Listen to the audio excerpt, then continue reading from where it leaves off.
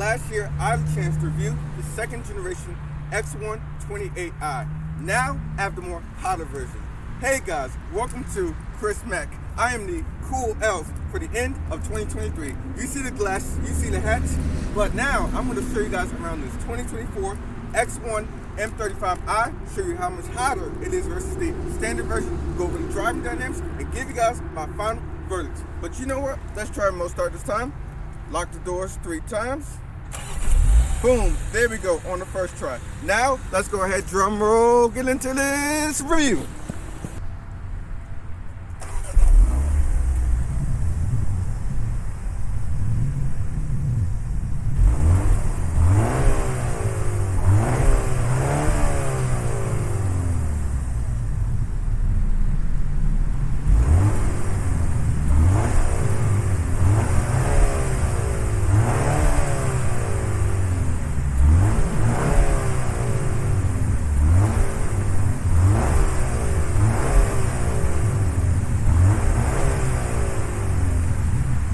Looking on the outside of the 2024 BMW X1 M35i, this is your key fob right here. You have lock, you have unlock as the trunk release and a panic button. It does have the M colors right there on the key fob. Now, as equipped, this vehicle is $56,895. It is dressed in a black sapphire exterior for $650 on a black M Alcantara interior, which I will show you guys in a second. But speaking of design, you can see this one does have a standard M Sport front and rear exterior. Unlike the base 28i version, this is a M Light, being the M35. You can see the more sporty front diffuser right there. You have some aerodynamic bits right here for brake cooling, as well as more aerodynamics on the side. Active kidney grills. This one does have the premium package for $2,800. You can see the 360 camera right there. I'll put all the features that does actually include in the description below. But looking over here at the lights, you have a full LED lighting setup right there. You have your LED daytime running lights and turn signals, as well as LED low and high beams. Get another front view for you guys right there. Boom. Now this one does also have the M Sport Professional package for $1,100. You do get the Shadowline exterior trim, as well as lighting and also red brake calipers. You can see over here, this one does have a 20-inch wide-spoke bicolor wheel design with a silver and black finish. This is optional at $600. It is wrapped in a 245 with summer tire. Power folding mirrors with your surround view camera system right there. You can see the keyless entry for the front door handles. This is your window sticker. I'll put all the information in the description below. Up top, also with this premium package, you can see the panorama sunroof up top, and you do also have blacked out roof racks. Coming around to the rear, a couple of changes versus the 28i version. Back here, you can see the more sporty rear M diffuser, as well as the quad exhaust setup right there, making it look a little bit more aggressive. And I'm also liking this spoiler right here. You can see a little bit more of the aerodynamics as it sweeps down. Now, opening the trunk, you'll get 26 cubic feet of space. Now, when you fold down these second row seats, which do fold down in a 40-20-40 fashion, that will expand to 47 cubic feet. Storage area right here with a cargo area. And you do have some more storage down below with a first aid kit, LED illumination, and a 12-volt charger right there. To close the tailgate, you can either lock the doors or just close the tailgate right there. But now, let me show you guys under the hood. This car is just going crazy because I have the key on me. I'm gonna leave it in here because, you know, this technology nowadays is going crazy. All right, BMW fashion, you pull it twice. But now let me show you guys under the hood. Now, under the hood of this M35 version, you'll find a 2-liter turbo 4-cylinder with 312 horsepower, 295 pound-foot of torque. Goes to a 7-speed dual clutch transmission. You get 23 in the city, 31 on the highway, and 26 combined. Vehicle weight is 3,790 pounds as this one's equipped. You can see the strut bar right here, helping with structural rigidity. And I have to tell you guys, you can really hear the turbo spooling like crazy through this stock intake. I can only imagine with the aftermarket one.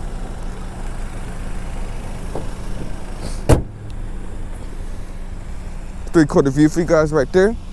Boom. But now let's hit the interior where all of the action happens. And of course the doors are locked.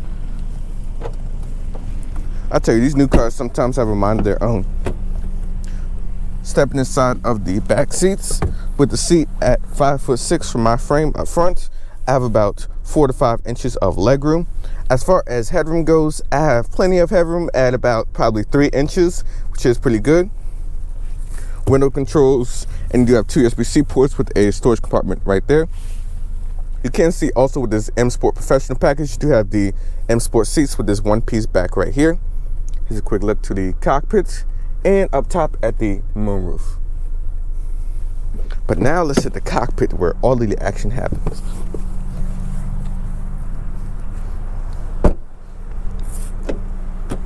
Looking over here at the door panel, you do have a 2-person memory setting right there.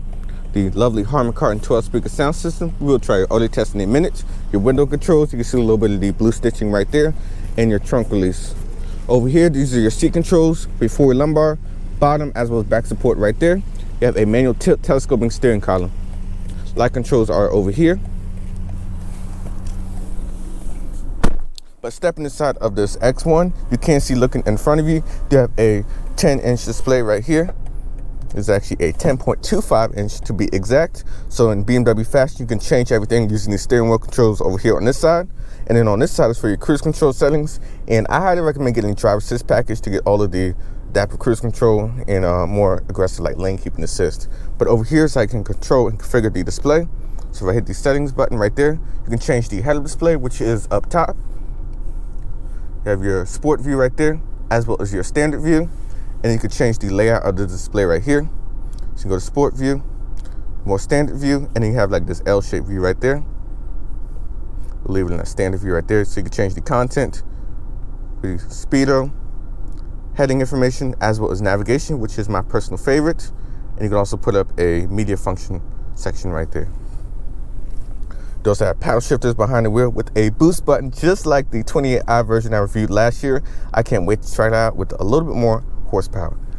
But looking over here at the infotainment, this is a 10.7-inch iDrive 8.5 infotainment. So let me show you guys a little bit more about this right here.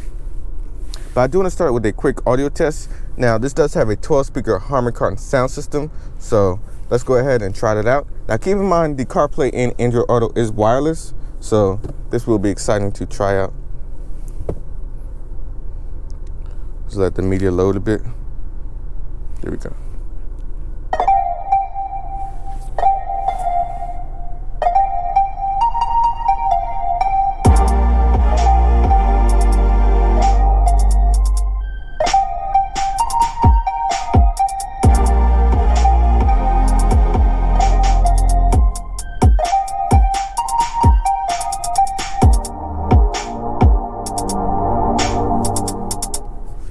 Now, as you can see, the 12-speaker Harman Kardon sound system has a lot of bass and sound quality, and definitely does amplify this smaller interior.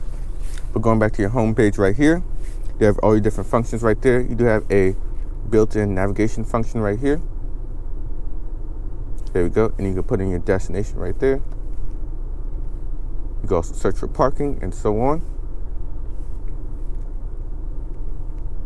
I'm trying to get it to actually search the address, but there we go.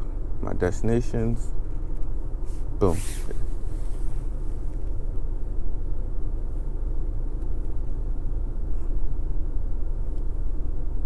You can see right there, navigation is very quick and easy to use and picks up an address with no problem at all.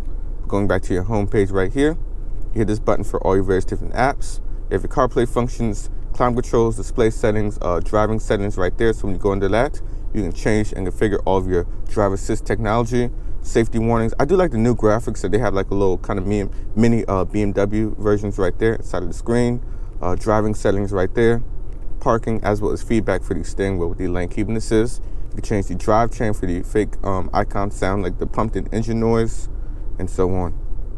You have Apple CarPlay, maps, exterior lighting settings, your radio for AM, FM radio, and then Sirius XM is on a separate app. And then you have your interior lighting right here. Does have multicolor ambient lighting, which you can change and configure the different colors. I don't know if you guys can see it right now because it is sunny out, but let's see if I can get you guys a little bit.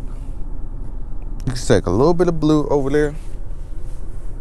but you won't see it. I'll have to probably insert a separate clip showing you guys a little bit more of the ambient lighting at work, but I have to say it definitely does look nice.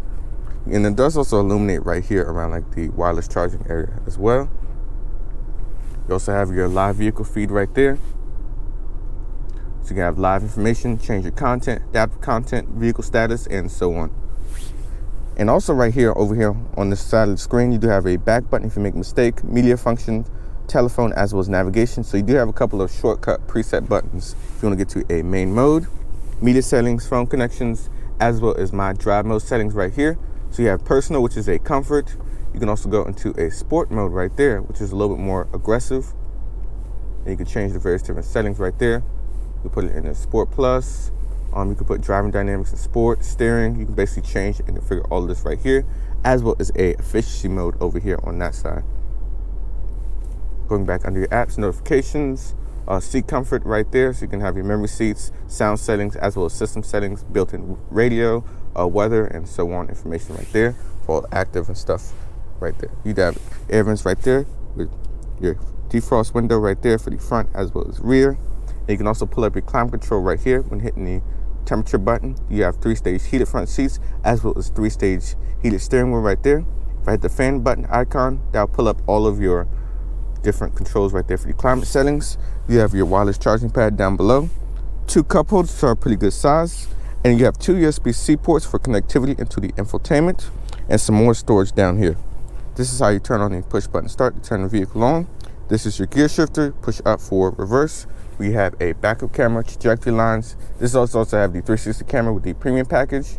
You can go into a 3D view right there, so you can actually look all the way around 360 degrees around this X1, which definitely is an easy vehicle to park because, you know, it's a little bit smaller than the typical vehicle. Neutral drive, and you can also put it into a sport transmission right there. You can also see the gauge cluster does change when you do go into this sport mode right here. You basically just push for park. And then you also have a redundant button right there for the My Drive modes, where you can pull up all your drive modes again. And your vehicle setting buttons is this one right here. So you can pull that up. Boom. Auto hold, as well as your volume control, track forward and back, and hazard button right there. Up top, you do have LED illumination, and you can use this control right here to open up the panoramic sunroof, which lets in plenty of light inside of this cabin. And you also have a light setting button right there with your telematics displays right here. And this one also does have an interior camera mirror. But now, let's go and take the X1 M35 and check out the performance aspects. So let's go. We are behind the wheel of the 2024 BMW X1 M35i. Now, before we start off, I'm going to start with a quick launch control. Sport Plus everything. Hold the boost button.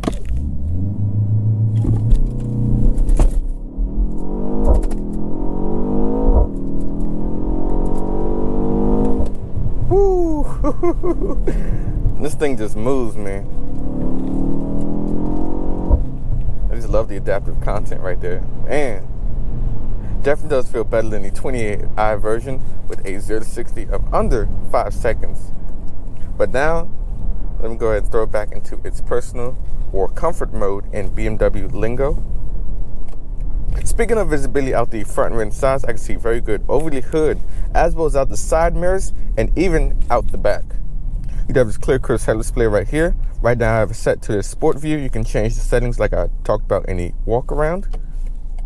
Just chilling right here at the light. The vehicle is very calm, collected, and cool. Now this vehicle has about 312 horsepower with 295 pound-foot of torque on tap.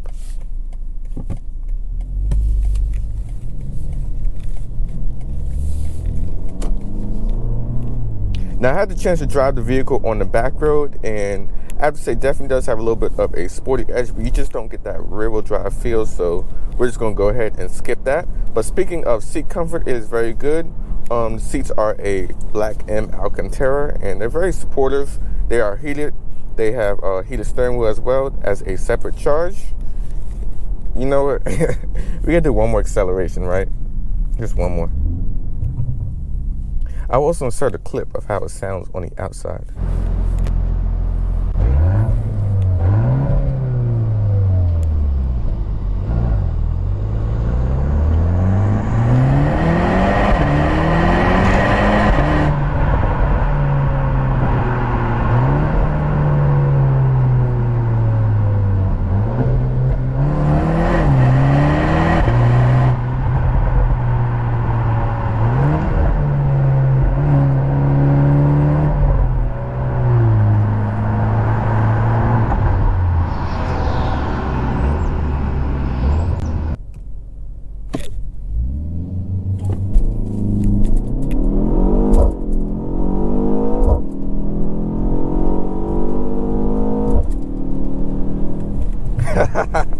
This thing just moves, man. All right, but let's go ahead and go back into comfort mode or personal mode for a minute, and let's chill. Now, speaking of driving in this regular, more daily drivable mode, you'll get 23 in the city, and you'll get 31 on the highway, and 26 combined. But you can see in comfort mode, the 7-speed dual clutch is very chill, calm, collected, and quiet. And right now there's not too much road noise. You can definitely feel a little bit more of the M Sport tuned suspension versus a standard X1. But I do like the more sportier edge this vehicle is trying to go for. Now, keep in mind, you do also have the upcoming X2, which is a more coupe-ified version of this SUV, which I will be excited to check out. I know they do have one in transit right now, so make sure to stay tuned for that. But overall, I just like the whole driving dynamics of this vehicle. It's a little bit of a sportiness to it, or about it, with the suspension, the theater, so you can hit a little bit of the crackles and stuff. But on the back road, it's okay. It's not the best as far as handling goes. Like, let's say an X3 M40i would probably be a little bit more better thanks to the rear-wheel drive architecture.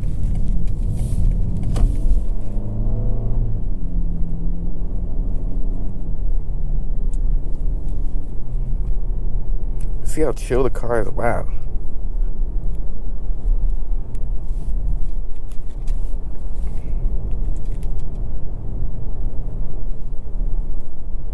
Now, the ride is also pretty good as well. You do have adaptive dampers, so in this personal mode, the suspension is a lot more smoother than in the Sport Plus mode, where you can just really feel everything. And it's like it's ready to go. It just feels like a go-kart in the best way possible. Don't hit me with that M340 now. I'ma sue. I'm just kidding. And I also love the boost button right here. Now, a couple of changes versus the 28i version that right off the back is the more aggressive front end styling as well as rear with the more M Sport exterior look. This one also does have the M Sport professional package, so you have the blacked out accents for the trim, headlights, and also when you look in the back you see the quad exhaust, which is different from the dual exhaust setup in the standard version, which I believe are hidden. And then just like in the 28, you have the boost button right here on the paddle shifter, where if you hit that, you'll get it'll downshift, you'll get the most aggressive mode. Kind of like how the Porsche response button is, or even like if you've seen my Veloster, how the NGS button is. You see right there, that's the boost button. So you hold it, it'll give you 10 seconds of responsive boost, and it'll just take off.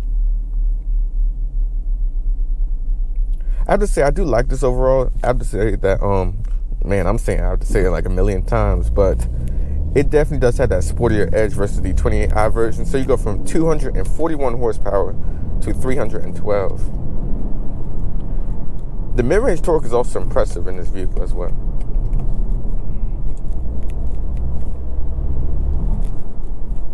Or you get a little bit of that turbo blow-off valve too, just like in the 28.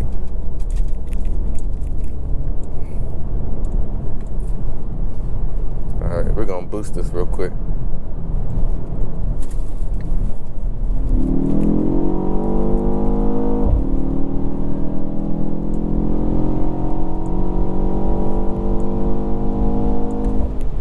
Oh my God. All right. Yeah, this is fun. Such a fun vehicle. Now, as we chill on the highway, let's talk about cabin noise. Cabin noise is pretty quiet. At highway speeds, we're going about 70 or so miles an hour. Keep in mind, you do have a little more stickier tires and a little bit more of a sport tuned suspension. Now, just like in my M4 video, I highly recommend getting the driver assist professional package, or like the upgraded driver assist package, to get all of the adaptive cruise control features. We'll use the camera up top to follow the traffic in front of it. I highly recommend that, because when you get stuck in traffic, that's just like the best feature that you can ever have. Just chill, throw it on, it'll do all the braking and it'll do all the steering for you. Stuff that just kills my vibe, if I'm being honest, but But other than that though, and terrible drivers in Virginia. Even I have to say, I think DC is probably worse. Yeah, DC drivers are the worst, actually. But while we just sit here in traffic a bit, I want to show you guys a little bit more about this infotainment. This is the new iDrive 8.5.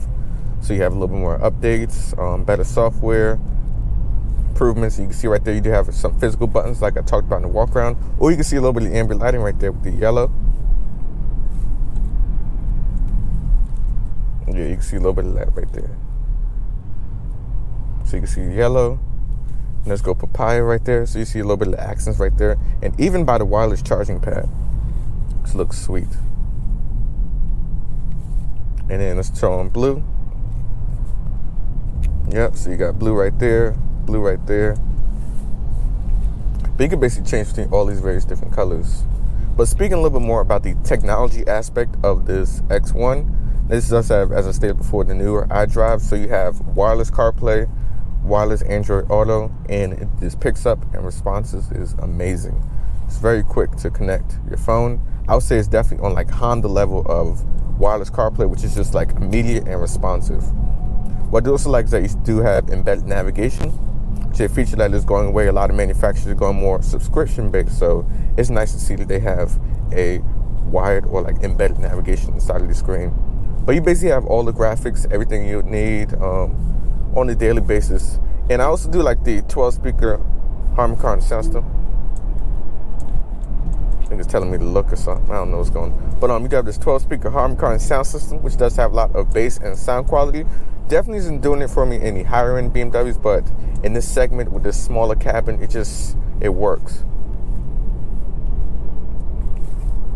If I throw it back into sport real quick.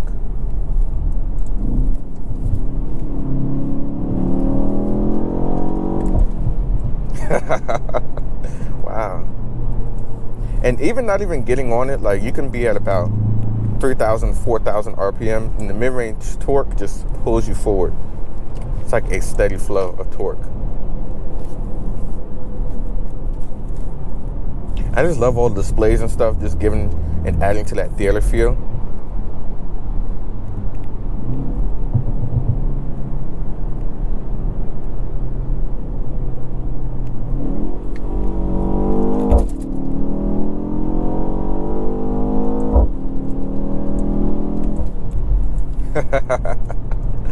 Man.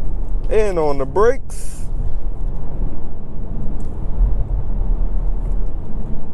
the 7-speed dual clutch just has amazing shifting.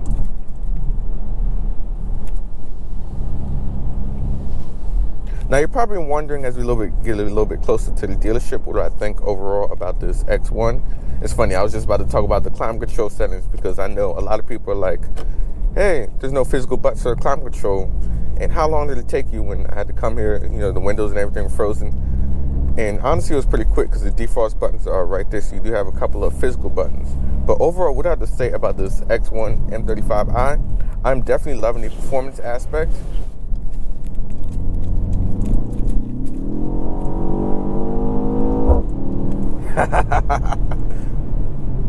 But yeah, so I'm loving the performance aspect. Ooh, look at that ambient lighting. Definitely a fun little SUV. Has a lot of punch, kick. As stated before, I highly recommend getting the driver assist package to get all of the different tech and stuff. But I'm loving the paddle shifters, the boost button, just everything about this just screams a nice hint of sportiness. But it all falls apart on the back. That's probably the only gripe I do have with it. That obviously this is on a front-wheel drive platform. I highly recommend getting a rear-wheel drive-based BMW platform to have a little bit more fun, but you can feel a little bit more understeer in like the corners and the handling. But yeah, other than that though, this is a sweet SUV. The technology is here, everything that you ever need. I would say this surpasses the segments. The vehicles I think in mind, like right off the back, is the Mercedes GLA 35 AMG 2024, which will be coming at a later date. I can't wait to show you guys the facelifted version of that. But apples to apples though, the tech is like a notch above that vehicle, and Audi only has the Q3, so they don't have like an SQ3, so that wouldn't really compete with this. But yeah, that's all I really have to say about this X1. The luxury is great when you have it in its personal mode. You can just chill, you have all the technology, you have the cool lighting. But yeah, so this is Chris signing out, and I'll see you guys in the next one. And also too, this traffic is killing my vibe. So I'll see you guys later. Peace.